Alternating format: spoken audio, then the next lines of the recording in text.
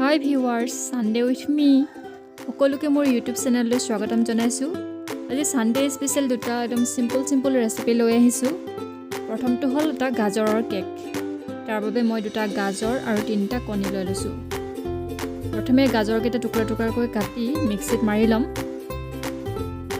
ভিডিঅ'টো আৰম্ভ হোৱাৰ আগতে চেনেলটো সাবস্ক্ৰাইব কৰিবলৈ নাপাহৰিব।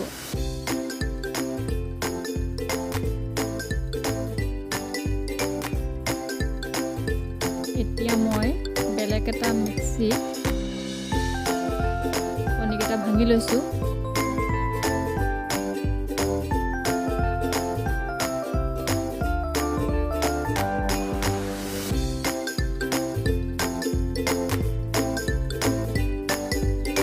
এতিয়া একবাৰ ফিটি ললো।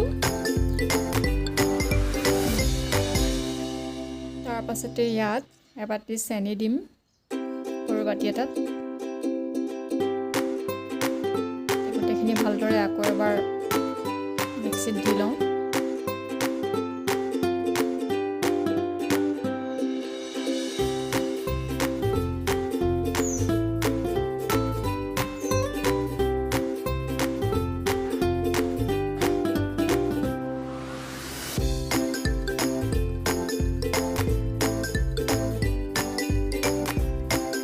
এতিয়া মই তাতে ৰুকি থোৱা গাজৰখিনি মিক্স কৰি ল'ম।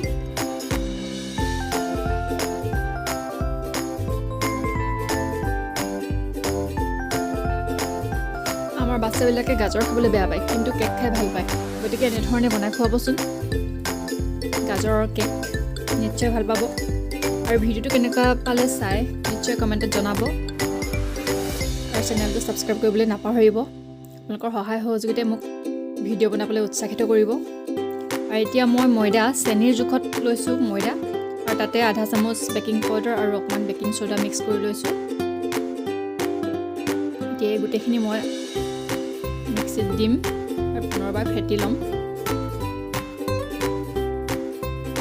যিমান ভালকৈ ফেটে কেকটো সিমান ধুনীয়াকৈ ফুলে।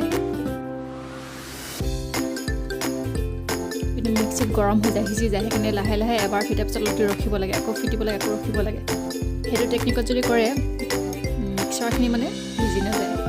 এতিয়া ইয়াতে মই চেনি যিমান লৈছিলোঁ সেইটো জোখতে ৰিফাইন অইল ইউজ কৰিছোঁ।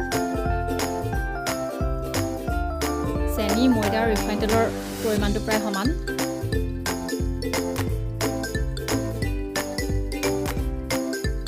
গোটেইখিনি মিক্সিত দি ল'লোঁ। এতিয়া প্ৰায় হৈ গ'ল, পেষ্টটো ৰেডি। এতিয়া মই বাতি এটাত অইলিং কৰি এখন পেপাৰ পাৰি লৈছোঁ। এতিয়া গোটেইখিনি ইয়াতে ঢালি ল'ম। আৰু মই অভেনত নবনাওঁ। পুৰণা কুকাৰ থাকোঁতে অভেন কিয়, কুকাৰতে বনাম। প্ৰায় 1 ঘণ্টা লাগিব, চিমত দিব লাগিব কিন্তু জুইটো। এতিয়া কেইটামান ড্ৰাই ফ্ৰুটছ ছটিয়াই দিছোঁ।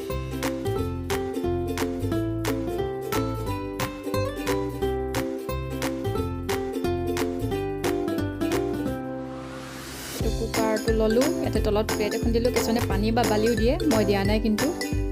আৰু বাতিটো বহাই দিলোঁ। এতিয়া ঢাকনিখন মাৰি হুইচেলটো খুলি দিম আৰু গেছত একদম কম জুইত চিমত 1 ঘণ্টা ৰাখি দিম। 1 ঘণ্টা পিছত কেক ৰেডি হৈ যাব।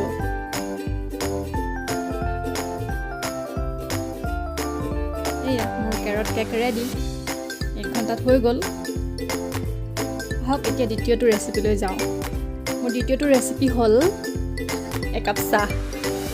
কমলা বাকলি দি বনোৱা একাপ চাহ। পানী গৰম হৈছে। এয়া কমলা বাকলি। মই কমলা বাকলিবিলাক পেলাই নিদিওঁ, সদায় ৰ'দত শুকুৱাই ৰাখোঁ। শুকুৱাই টেমাত ভৰাই থৈ দিওঁ।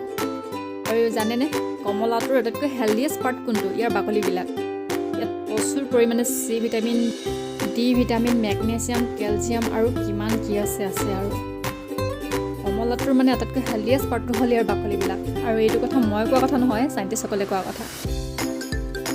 এতিয়া পানীখিনি উতলিলে, বাকলি দি উতলিলে অকণমান চাহপাত দি, মই চাহত চেনি নাখাওঁ, আপুনি খাই যদি দিব পাৰে। আৰু খাই চাবচোন এনেকৈ কমলাৰ বাকলি দি চাহকাপ, গোটেই বডিটোকে এটা ফ্ৰেছনেছ দিয়েহি। আৰু ভিডিঅ'টো কেনেকুৱা পালে নিশ্চয় জনাব। Please like, comment, share and subscribe my channel.